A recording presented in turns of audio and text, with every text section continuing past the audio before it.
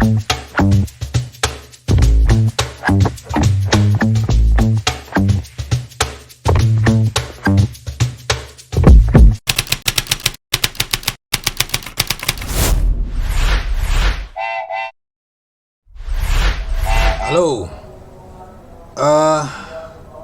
saya kali ini akan membuat cerita serial tentang anekdot seniman.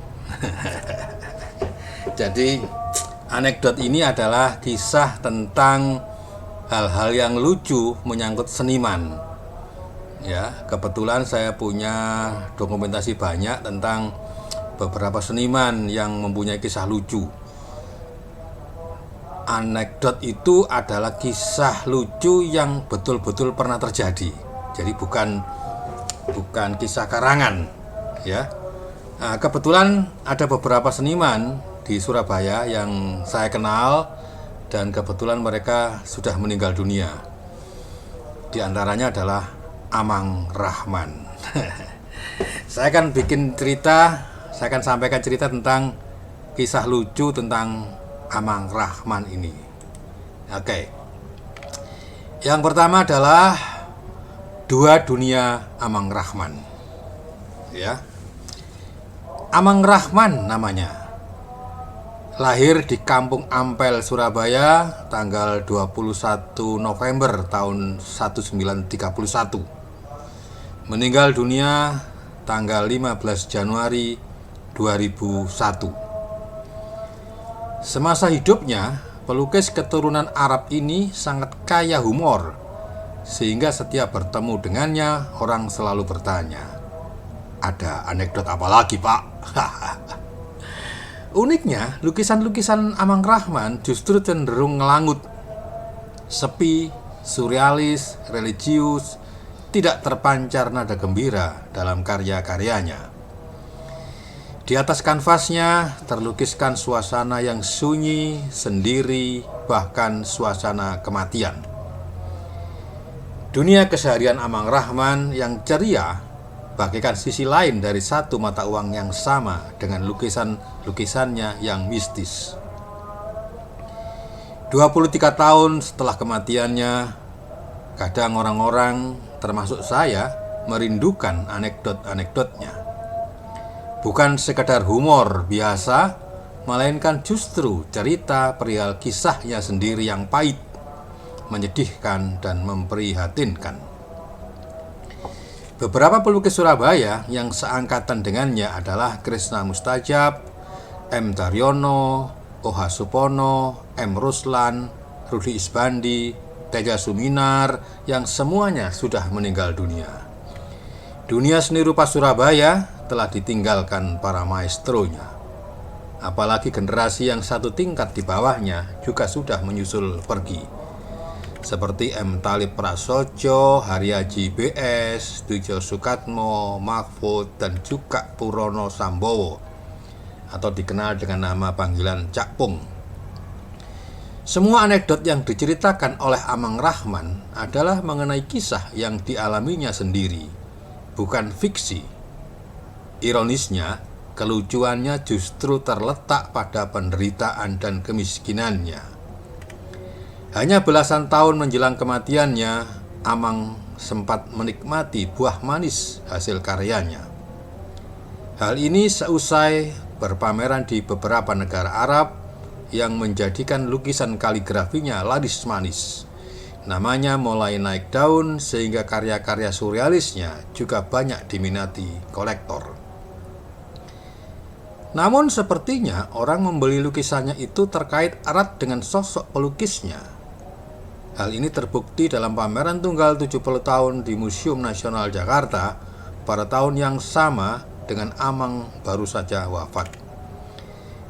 Dalam pameran yang diselenggarakan bulan November tahun 2001 itu, tidak satupun lukisannya terjual.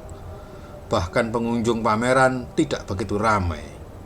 Diskusi buku profil Amang Rahman yang saya tulis bersama Maman Nur almarhum juga tidak dihadiri kalangan seniman di Jakarta. Ternyata tanpa kehadiran Amang Rahman, karya-karyanya tidak lagi dikejar-kejar kolektor sebagaimana biasanya pelukis yang sudah meninggal dunia.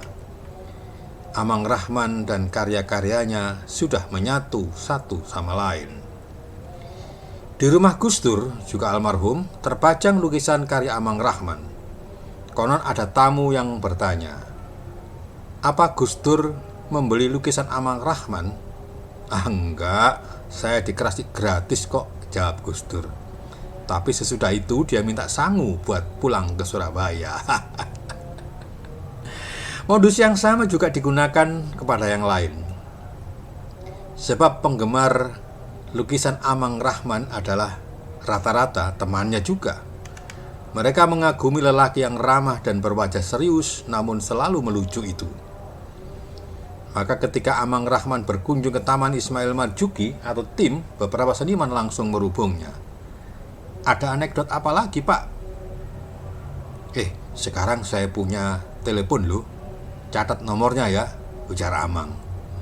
Setelah Amang menyebutkan nomornya, ada yang berkomentar, "Sebentar Pak, saya sudah pernah diberi nomor telepon, tapi kok beda dengan yang sekarang ya?" Amang bingung, lantaran dia sendiri suka lupa nomor telepon rumahnya. 7 digit nomor telepon itu tidak satu pun yang sama angkanya. Maklum zaman itu belum ada HP. Bahkan sebelum punya telepon, kalau ada orang minta kartu nama, lantas Amang memberikan fotokopi KTP-nya. "Ini kan lebih lengkap," ujarnya.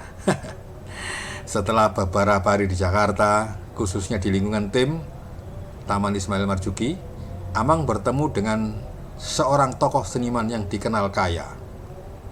Saya lupa namanya, mungkin Eros atau Teguh Karya.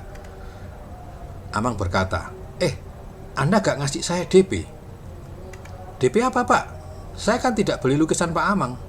"Ya belinya kapan-kapan saja, DP-nya sekarang," jawab Amang santai. Si tokoh itu langsung tanggap, "Jadi Pak Amang mau pulang ke Surabaya?" Amang mengangguk. "Bilang aja mau minta sangu Pak." Amang cuma tertawa kejut. Waktu itu di kawasan TIM memang menjadi tempat bertemunya seniman nasional. Mereka merasa belum sah menjadi seniman nasional kalau belum pernah pameran di TIM. Meskipun tidak selalu pameran lantas identik dengan lakunya lukisan. Pembukaan ramai, pengunjung berjubel, namun tidak satupun lukisan yang laku. Kalau sudah begitu, jangan harap pelukis tersebut bisa ngebon makan di warung. Dasar pelukis nggak kalah kreatif. Beberapa lukisan sengaja ditempeli pita merah, seolah-olah sudah ada yang beli. Nah, itu cara jitu pelukis bisa makan bayar belakangan di warung dekat lokasi pameran. Bayarnya urusan nanti. Itulah salah satu seri anekdot seniman tentang Amang Rahman. Nanti kita sambung lagi dengan kisah-kisah lucu berikutnya tentang Amang Rahman dan juga kisah-kisah yang lain. Selamat menikmati.